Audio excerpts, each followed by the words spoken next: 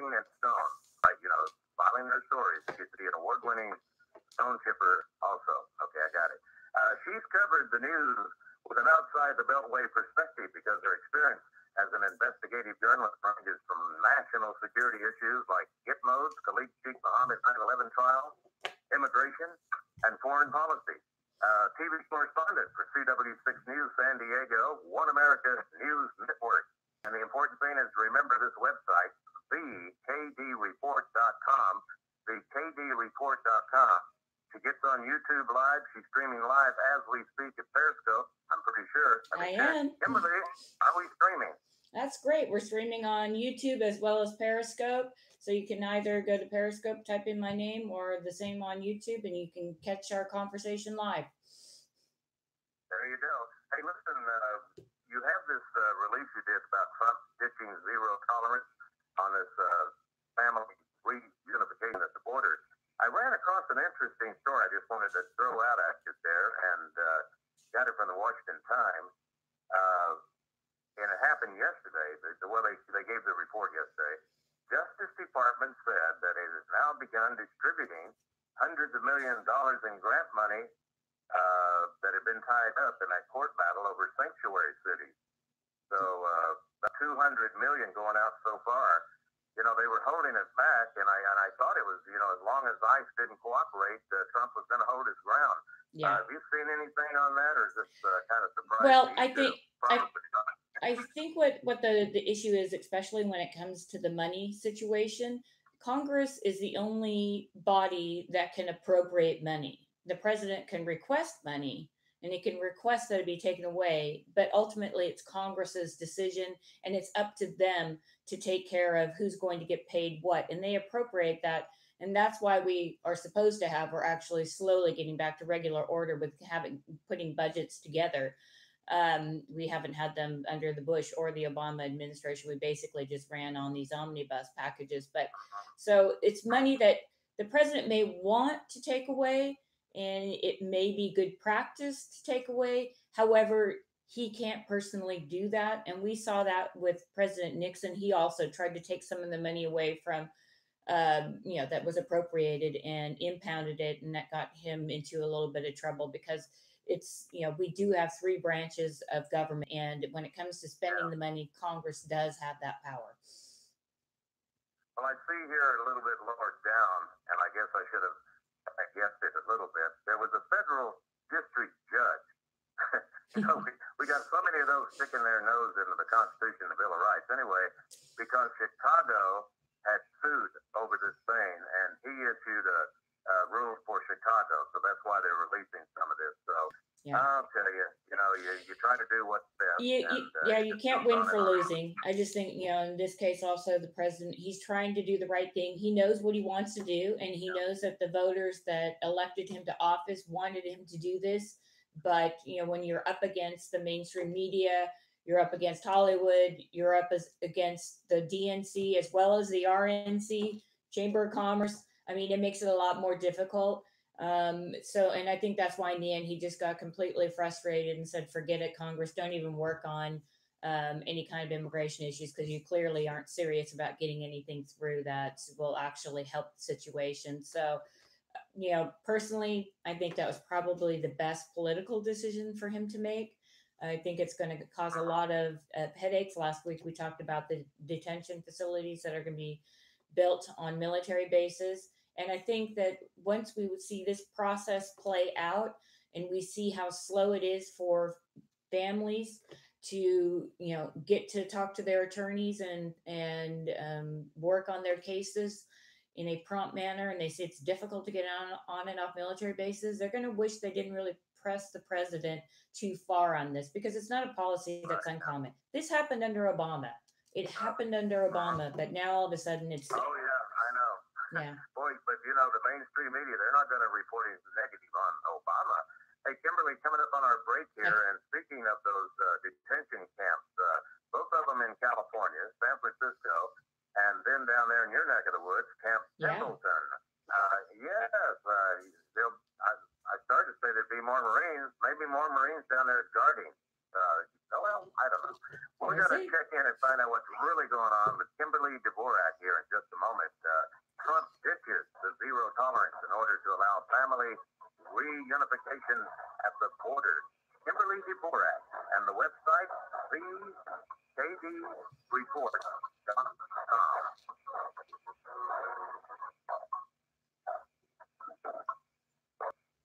Dvorak, and it's simply this zero tolerance, and also just for the break, San Francisco, Camp Pendleton.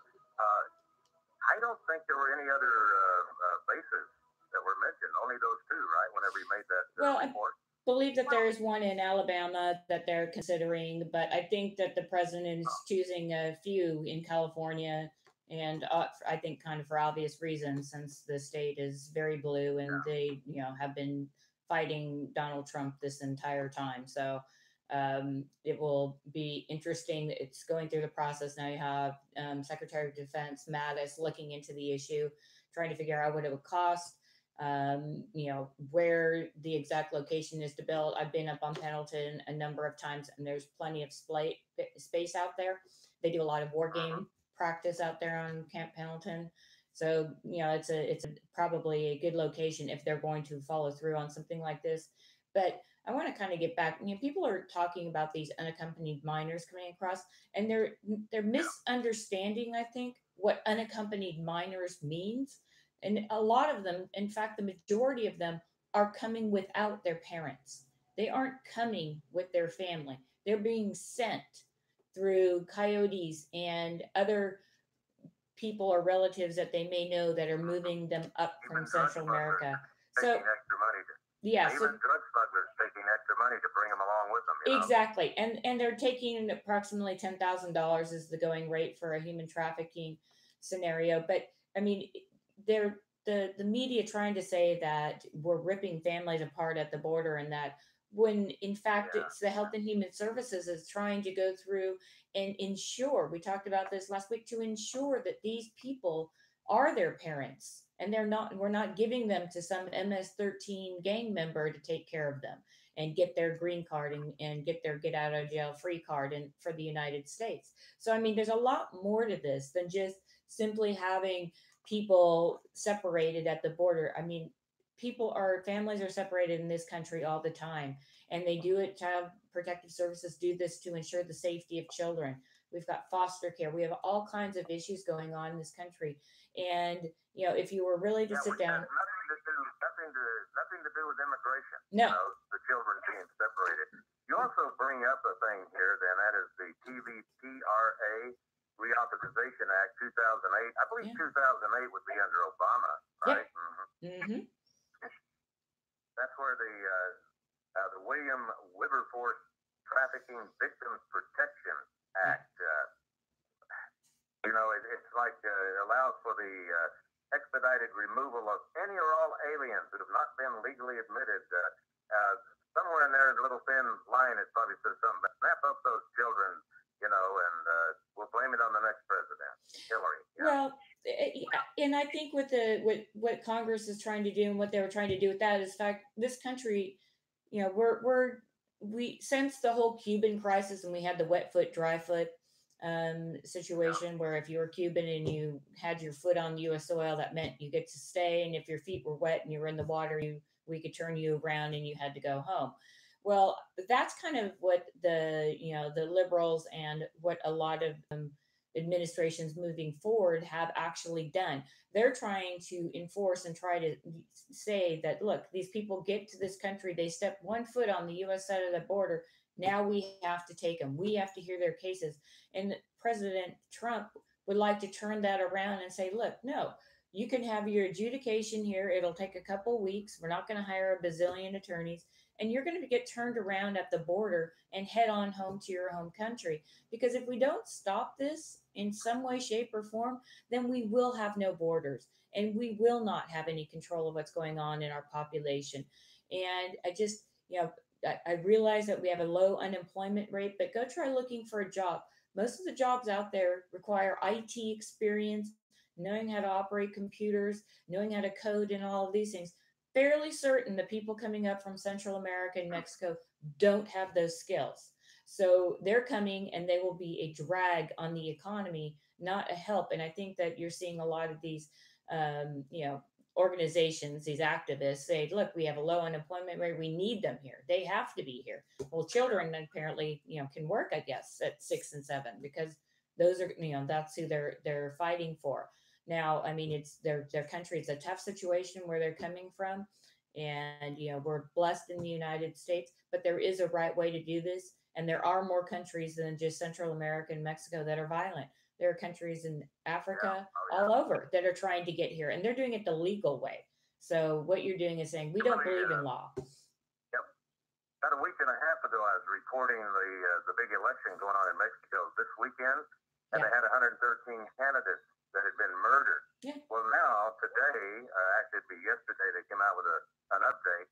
132 candidates have now been killed. Yeah. So you can absolutely see why they want to get out of there, and they wanted to do that before that because the drug cartels and the gangs and Mexico. But if you look at Mexico, there's a bit of a paradox in Mexico. Mexico is actually a pretty wealthy country, and they've got a lot of oil reserves. They have a lot of tourism, although the tourism has fallen off. But they have their GDP, their annual growth is higher than what the US is. So where's that money going?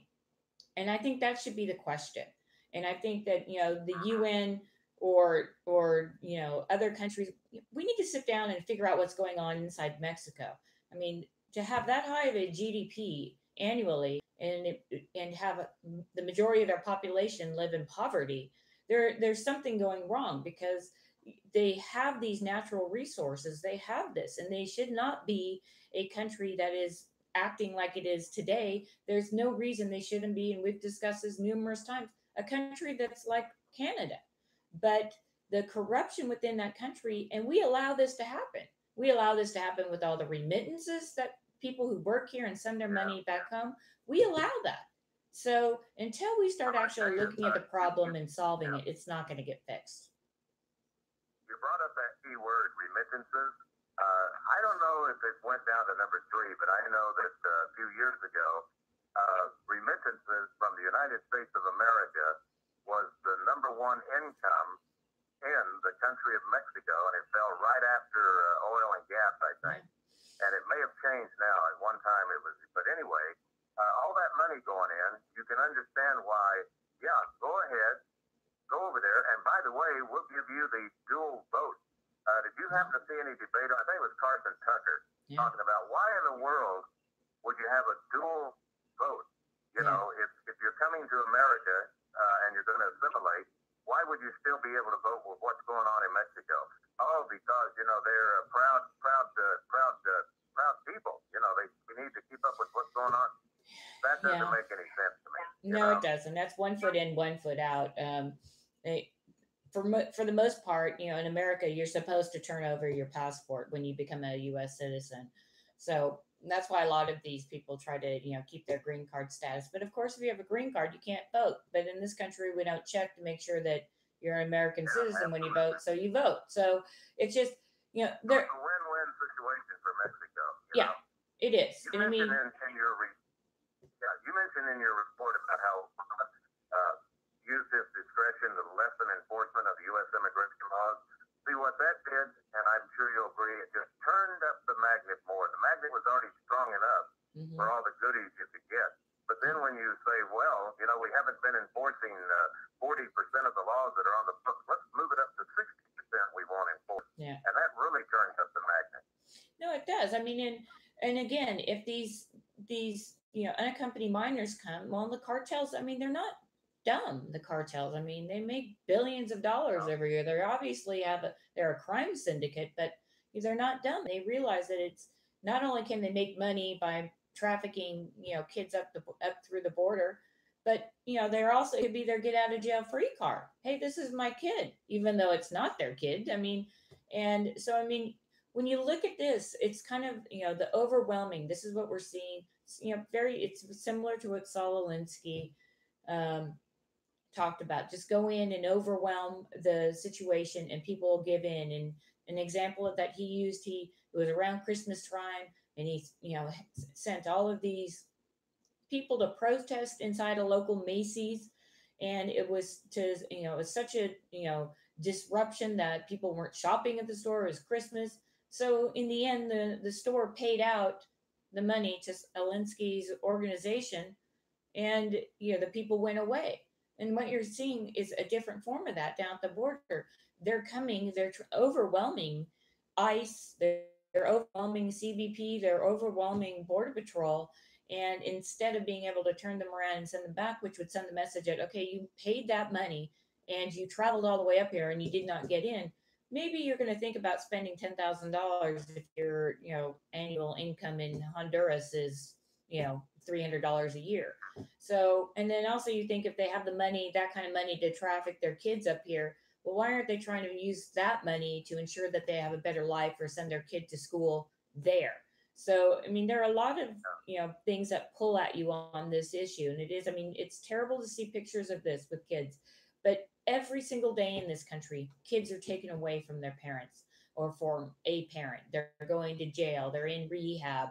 There are a number of different issues that this country does to protect children and takes them away from their family. I don't understand why we're not seeing more stories on how horrible it is that these kids are making this journey, and we need to start holding the people responsible for putting them in that instance, as we would here, and put that in the spotlight. I had an interview the other day. I think it was Dan Cadman, Center for Immigration Studies, and we were talking about those pictures that they were really from Obama's administration. Yeah. They were pushing it hard, that how the children were being mistreated and blah blah blah. But then it turns out, no, it's not Trump. Trump's not doing that. It's Obama. And the one that really got me was these kids that were packed up, in tinfoil. Yeah. And I was thinking, my God, is that what they do to keep them warm, in the freezing temperatures or whatever? Yeah. And I had to backtrack. Very seldom am I wrong, Kimberly. Okay.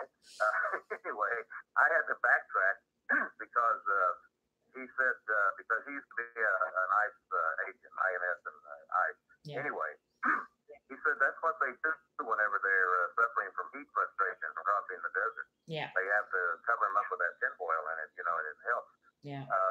And let me tell the listener real quick, if you go to Kimberly's website, thekvreport.com, and you read this report that we're kind of skipping around with, Trump ditches zero tolerance in order to allow family reunification at the border.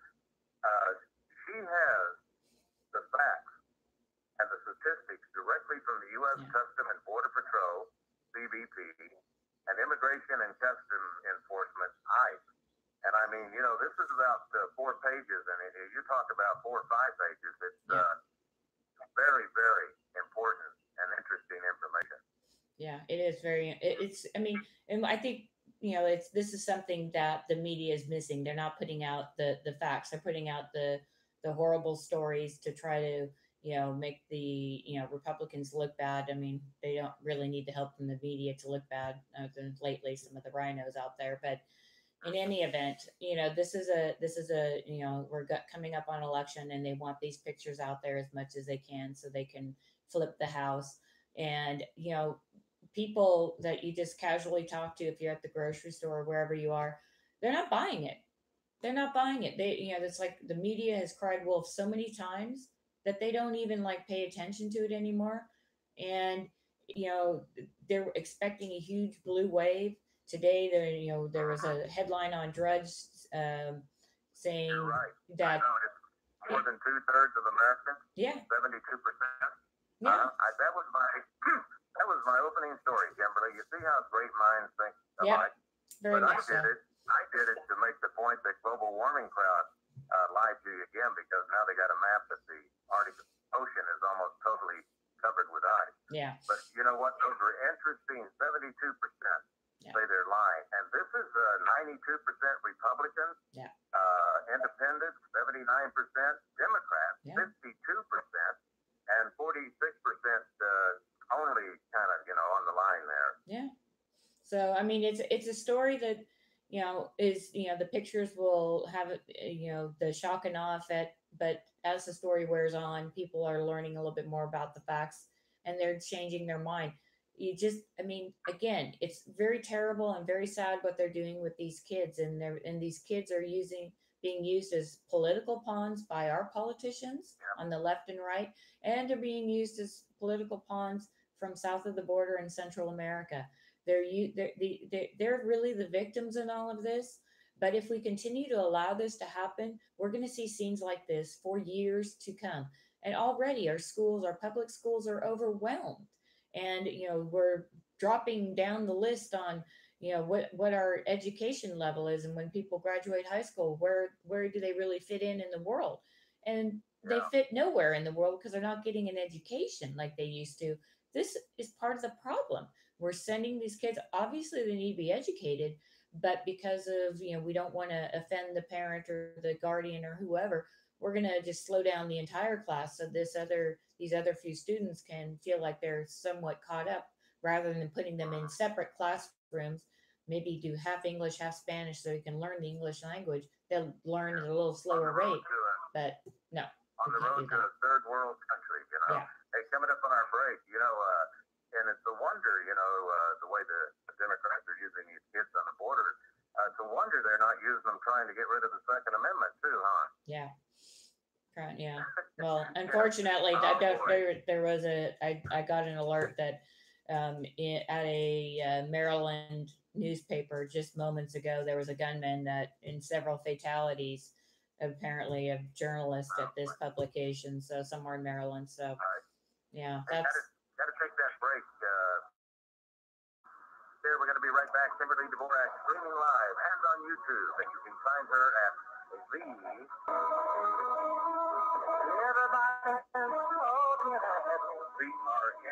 Wilder with my guest Kimberly Dvorak, and just got a email.